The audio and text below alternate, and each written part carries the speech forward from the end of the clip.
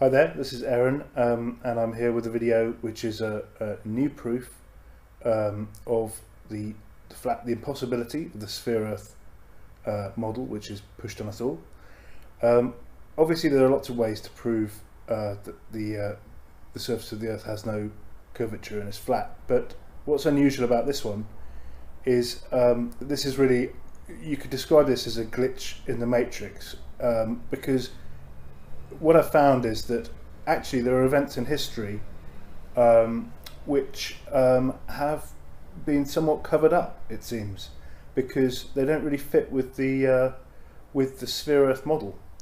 So these events that I'm talking about are radio broadcasts. If you look back through the history of radio, obviously radio goes back far before the time that we're told there were satellites and all sorts of other things. In fact, they go back to valve technology.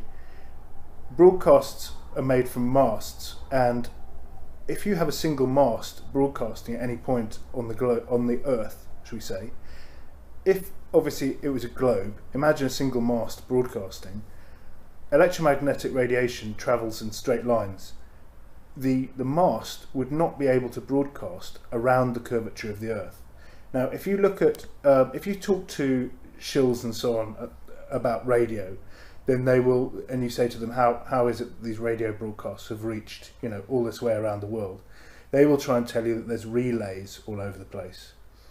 However, back in the early part of the 20th century, no such thing existed. When radio was first used, there were broadcasts done which are impossible in the sphere-Earth model, and the powers that be have tried to suppress knowledge of this. So if you were to go to the Wikipedia page, for example, on the history of radio broadcasting, you wouldn't see anything suspicious.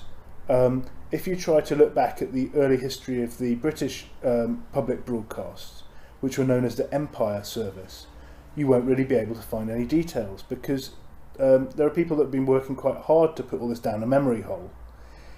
The Empire Service was the precursor to what's now known as the BBC World Service, and the Empire Service was broadcast from the UK and was broadcast to the entire British Empire. Now, the British Empire, in order to reach all parts of the British Empire, broadcasting from London, you are broadcasting across the entire known world.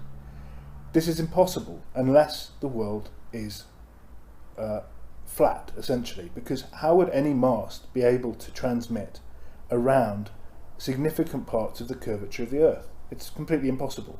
So the Empire Service was in fact proving by its very existence that the sphere is impossible. However, it's very difficult to find details on this. So I've been looking for some time, hunting around for proof that these broadcasts were made, proof which is still actually available in the public domain. And I finally found some interesting proof when I came across a documentary from 1953. Now, this documentary was about transistors, about how the invention of transistors was going to change everything, which of course it did. And in one part of the documentary, it starts talking about broadcasts that were made from Arlington, Virginia in 1915. Now, these were made from a set of masts, and these radio broadcasts were picked up in Paris and Hawaii, according to this documentary, which is produced by various firms, including, I think, General Electric. And this documentary in 1953, they must have realised after that this is one of the items they'd better hide away, because it's only recently that this 1953 documentary has been re-released and is available. So I was watching this documentary, and sure enough, it started talking about these broadcasts, and actually put up a little graphic map which I've snapshotted. And so you can see that they're claiming that these broadcasts were made in Arlington, Virginia, were picked up in Paris and Hawaii, significant distances around the curved surface of the Earth.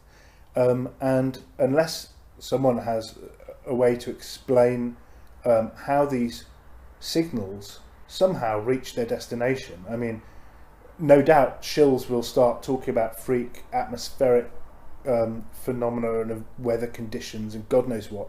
But actually, if you look at the history of these ideas that the atmosphere can interact with EM radiation, you'll see that those ideas were born after all of this, probably as a way to patch up the fact that it's completely impossible. Now, I don't think anyone has ever produced any evidence that radio waves which you send up into the atmosphere are going to get bounced down around the world, around the sphere of the world. What are they going to bounce off, and how does that work, and what is the evidence that there's any way for this to occur? It's just ridiculous. So I'm afraid they screwed up.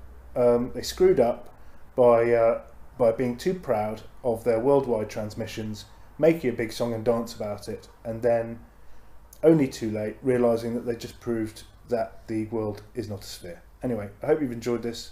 I've given this info to various other people in the Flat Earth movement today, and hopefully they will be breaking this out as an additional killer proof. So yeah, so I hope that helps. Take care.